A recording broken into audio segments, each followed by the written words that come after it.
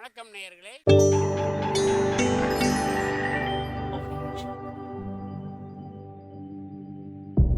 மகிழ்ச்சிக்கோர் தென்கட்சி என்ற அலைவரிசையில்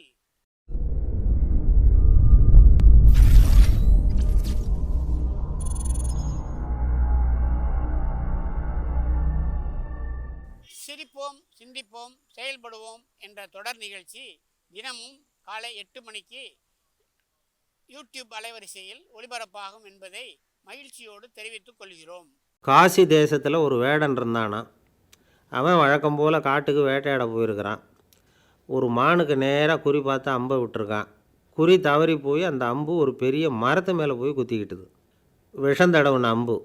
அதனால் மரம் வீணாக போயிட்டுது. அதிலிருந்த இலை காய் எல்லாம் உதிர ஆரம்பிச்சுட்டுது. கொஞ்ச நாளில் அந்த மரம் பூரா காஞ்சி அப்படியே பட்டு போச்சு. அந்த மரத்தில் ஒரு பொந்து, அதில் ஒரு கிளி ரொம்ப காலமாக இருந்துக்கிட்டு இருக்குது. அந்த மரம் நல்லபடியாக வளமாக இருந்த காலத்தில் நிறைய பறவைகள் அதில் தங்கியிருந்தது.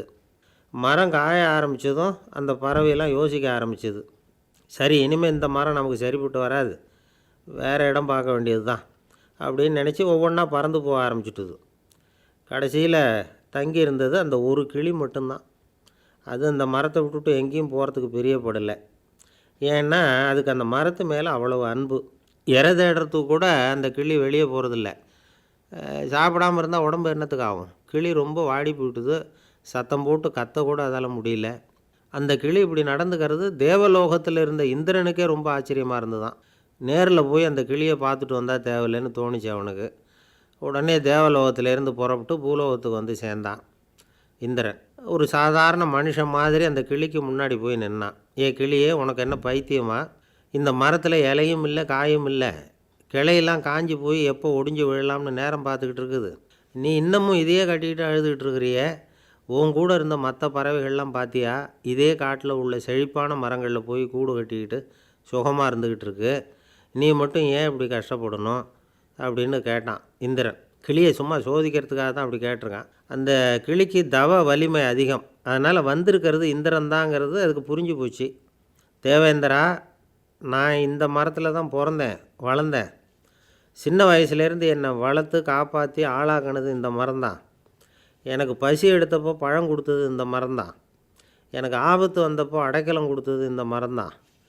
இப்போ இந்த மரம் கஷ்ட திசையில் இருக்குது. இந்த நேரத்தில் நான் மட்டும் நல்லா இருந்தால் போதும்னு நினைக்கலாமா? அது சுயநலம் இல்லையா? இப்படி இது துன்பப்படுற காலத்தில் நானும் இது கூட இருந்து துன்பத்தை சகிச்சுக்கிறது தான் நியாயம். உதவி செஞ்சவங்களை உதறி தள்ளுறது நல்லது இல்லைங்கிறது உங்களுக்கே தெரியும். என்னோட நல்ல விரதத்தை குலைக்கிறது மாதிரி அல்லவா இருக்குது நீங்கள் சொல்கிறது. தேவர்களுக்கு ஏற்படுற சந்தேகங்களையே தீர்த்து வைக்கக்கூடிய நிலைமையில் இருக்கிற நீங்கள் எனக்கு இப்படி உபதேசம் பண்ணலாமா அப்படின்னு கேட்டு தான் கிளி. இந்திரனுக்கு ரொம்ப மகிழ்ச்சி. இதை கேட்டதும், கிளியே, நண்பர்கள்னால் உன்ன மாதிரி இருக்கணும்.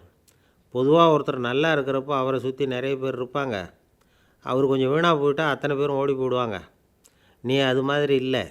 சுகத்தையும் துக்கத்தையும் சமமாக எடுத்துக்கிட்ட. உன்னை பாராட்டுறேன். உனக்கு விருப்பமான வரம் ஏதாவது கேளு தரேன் அப்படின்னாரான் இந்திரன். கிளி என்ன வரம் கேட்டது தெரியுமா? இந்த மரம் மறுபடியும் முன்னாடி இருந்தது மாதிரியே இலை பூ கனிகளோடு செழிப்பாக இருக்கணும் அப்படின்னு கேட்டுக்கிட்டு தான். அப்படியே தந்தேன்னார் இந்திரன். அடுத்த வினாடியே மரம் முன்னாடி இருந்ததை விட செழிப்பாக பூத்து குலுங்க ஆரம்பிச்சுட்டுது. அந்த கிளியும் ரொம்ப நாள் சந்தோஷமாக வாழ்ந்துட்டு அதுக்கப்புறம் இந்திரலோகம் போய் சேர்ந்து தான். மகாபாரதத்தில் பீஷ்மர் தர்மருக்கு இந்த கதையை சொல்கிறார். மற்றவர்கள் துன்பப்படுறப்போ இந்த கிளி மாதிரி எவன் பரிவு கொள்கிறானோ அவன் மேன்மை அடையிறது நிச்சயம் அப்படின்னு அவர் சொல்கிறார். சரி, அந்த கதையை இந்த சமயத்தில் எதுக்கு சொல்லணும் அப்படின்னா, வயசான காலத்தில் அம்மா அப்பாவை கவனிக்காத பிள்ளைங்க காதில் இது விழட்டுமேங்கிறதுக்காக தான். மற்றவங்க துன்பப்படுறப்போ பரிவு காட்டினாலே அந்த அளவுக்கு மேன்மை கிடைக்கும்னா, பெற்றவங்க துன்பப்படுறப்போ பரிவு காட்டினா எந்த அளவுக்கு மேன்மைங்கிறத நினச்சி பார்க்கணும். ஒரு வயசான அப்பா தன்னோட பிள்ளையை பற்றி ரொம்ப மெச்சிக்கிட்டார். என் பிள்ளை எப்பவும் புத்திசாலித்தனமாக குடும்பம் நடத்துகிறான். அவன் சம்சாரம் கோவிச்சுக்கிட்டு பிறந்த வீட்டுக்கு போகிற அளவுக்கு அவன் நடந்துக்கிட்டதே இல்லை அப்படின்னார். அப்படிங்களான்னு கேட்டோம் ஆச்சரியமாக. ஆமாங்க, ஏன்னா இவனே அவங்க வீட்டுக்கு போய் வீட்டோட மாப்பிள்ளையாக தங்கிக்கிட்டான் அப்படின்னார். இவெல்லாம் எந்த காலத்தில் அப்பா அம்மாவை காப்பாற்றுறது?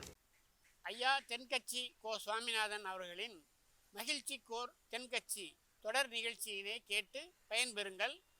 நிகழ்ச்சியினை பிடித்திருந்தால் உங்களுக்கு கமெண்ட் பாக்ஸில் உங்கள் கமெண்ட்டுகளை பதிவு செய்யுங்கள், ஷேர் செய்யுங்கள், லைக் செய்யுங்கள், கண்டிப்பாக சப்ஸ்கிரைப் செய்யுங்கள். நன்றி, வணக்கம்.